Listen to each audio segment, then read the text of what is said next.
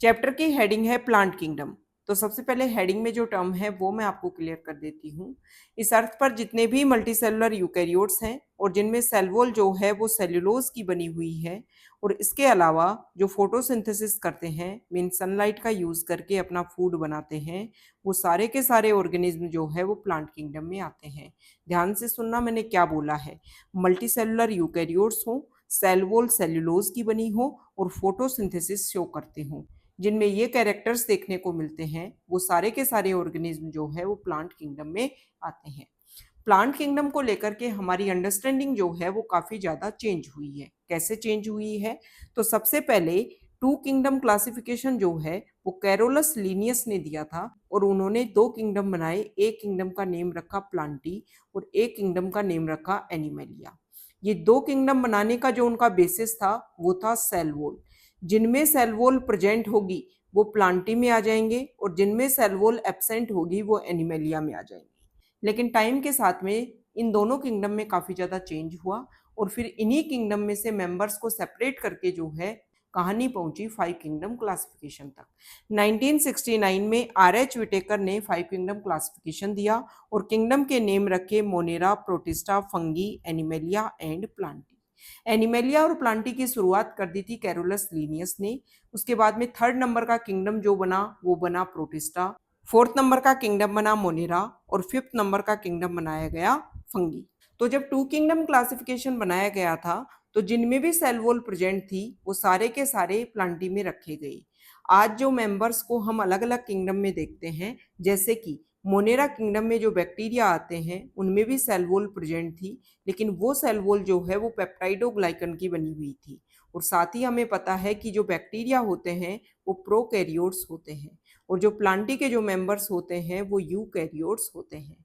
इसके अलावा अगर हम बात करें तो किंगडम प्रोटिस्टा में जो मेंबर्स हैं क्राइसोफाइट्स और डाइनोफ्लैजिलेट्स जो हैं उनमें भी सेल वॉल प्रेजेंट होती है। इसके अलावा जो फिफ्थ नंबर का किंगडम बनाया गया फंगी, फंगी के जो मेंबर्स होते हैं उनमें भी सेल वॉल होती है, लेकिन सेल वॉल काइटिन की वहां पे बनी होती है। लेकिन टू किंगडम क्लासिफिकेशन में सिर्फ बेसिस रखा गया था कि सेल वॉल प्रेजेंट है तो प्लांटी में आ जाएंगे, और सेल वॉल अगर एब्सेंट है तो एनिमेलिया में आ जाएंगे। इसी बेसिस पे वो मेंबर्स जो आज अलग अलग किंगडम में हैं उन सभी को प्लांटी में रख दिया गया था। लेकिन टाइम के साथ में चीज़ें जो हैं वो और अच्छे से समझ में आई, और फिर इन प्लांटी में से मेंबर्स को निकाल करके अलग अलग किंगडम बनाई गई। जैसे कि बैक्टीरिया, क्राइसोफाइट और डाइनोफ्लैजिलेट, ये सारे के सारे यूनिसेलुलर होते हैं, जिसमें बैक्टीरिया प्रोकैरियोट होता है, क्राइसोफाइट और डाइनोफ्लैजिलेट जो है वो यूकैरियोट होता है। इन सबको निकाल करके थर्ड नंबर का किंगडम बनाया गया और किंगडम का नेम रखा गया प्रोटिस्टा। उसके बाद में किंगडम मोनेरा जो है उसका फॉर्मेशन किया गया, और इस अर्थ पर जितने भी प्रोकैरियोट्स हैं उन सबको निकाल करके किंगडम मोनेरा में रखा गया। फंगी जो है उसको सेपरेट करके किंगडम प्लांटी से और फिफ्थ नंबर का किंगडम फॉर्मेशन किया गया। तो जो स्टार्टिंग में मैंने लाइन बोली कि किंगडम प्लांटी की जो अंडरस्टैंडिंग है वो हमारी टाइम के साथ में चेंज हुई है, तो यहाँ पर मैंने आपको सारी चीज़ें समझा दी हैं। अब तो आपके भी क्लियर हो गया होगा कि हाँ, किंगडम प्लांटी की जो हमारी अंडरस्टैंडिंग है वो टाइम के साथ में चेंज हुई है। ये जो किंगडम प्लांटी है इसको हम 5 डिवीजन में डिवाइड करते हैं। मतलब किंगडम प्लांटी में ये जो सारे मेंबर्स आते हैं जिनमें ये फीचर्स देखने को मिलते हैं, इनको भी हम 5 डिवीजन में रखते हैं। और डिवीजन जो है वो उनके नेम है algae, bryophyte, pteridophyte, gymnosperm and angiosperm. Starting में जो प्लांट लाइक स्ट्रक्चर डेवलप हुई वो एल्गी थे, फिर धीरे धीरे उनमें डेवलपमेंट हुआ, ब्रायोफाइट बने, फिर टेरिडोफाइट बने, फिर जिम्नोस्पर्म बने और फिर एंजियोस्पर्म बने। ये जो किंगडम प्लांटी है इसका क्लासिफिकेशन किस तरीके से हुआ, तो 3 तरीके का क्लासिफिकेशन हम पढ़ते हैं। अगर साइंटिस्ट जो है उन्होंने कुछ मॉर्फोलॉजिकल फीचर्स को यूज करके क्लासिफिकेशन दिया है तो ऐसे क्लासिफिकेशन को बोला जाता है आर्टिफिशियल क्लासिफिकेशन। ऐसा क्लासिफिकेशन 2 साइंटिस्ट ने दिया था। एक साइंटिस्ट का नेम है कैरोलस लीनियस और एक साइंटिस्ट का नेम है एरिस्टोटल। एरिस्टोटल जो है उन्होंने जो प्लांट के कुछ मॉर्फोलॉजिकल फीचर्स जो होते हैं, जैसे कि हाइट, उसके बेसिस पर उन्होंने प्लांट्स को 3 पार्ट में डिवाइड कर दिया था। जो सबसे छोटी हाइट के हैं वो हर्ब हैं, जो थोड़ी बड़ी हाइट के हैं वो श्रब हैं, जिनकी हाइट बहुत ज़्यादा देखने को मिलती है उनको ट्रीज में रखा। जो कैरोलस लिनियस हैं उन्होंने एंड्रोशियम, फ्लावर में जो मेल पार्ट होता है उसकी स्ट्रक्चर के बेसिस पर प्लांट को डिवाइड किया था, लेकिन उन्होंने ज्यादा फीचर्स को तवज्जो नहीं दी, इसलिए उनके क्लासिफिकेशन को बोला जाता है आर्टिफिशियल क्लासिफिकेशन। ये जो आर्टिफिशियल क्लासिफिकेशन है इसमें वेजिटेटिव कैरेक्टर्स को और सेक्सुअल कैरेक्टर्स को इक्वल वेटेज दी गई, लेकिन ऐसी चीजें एक्सेप्ट नहीं की जाती हैं क्योंकि एनवायरनमेंट के कॉन्टेक्ट में आने से जो वेजिटेटिव कैरेक्टर्स हैं वो बहुत जल्दी चेंज हो जाते हैं कंपैरिजन टू सेक्सुअल कैरेक्टर्स। उसके बाद में नेचुरल क्लासिफिकेशन आया। नेचुरल क्लासिफिकेशन में जो एक्सटर्नल फीचर्स हैं, मतलब जो मॉर्फोलॉजिकल फीचर्स हैं, उनके साथ साथ में जो इंटरनल फीचर्स हैं उनके ऊपर भी ध्यान दिया गया।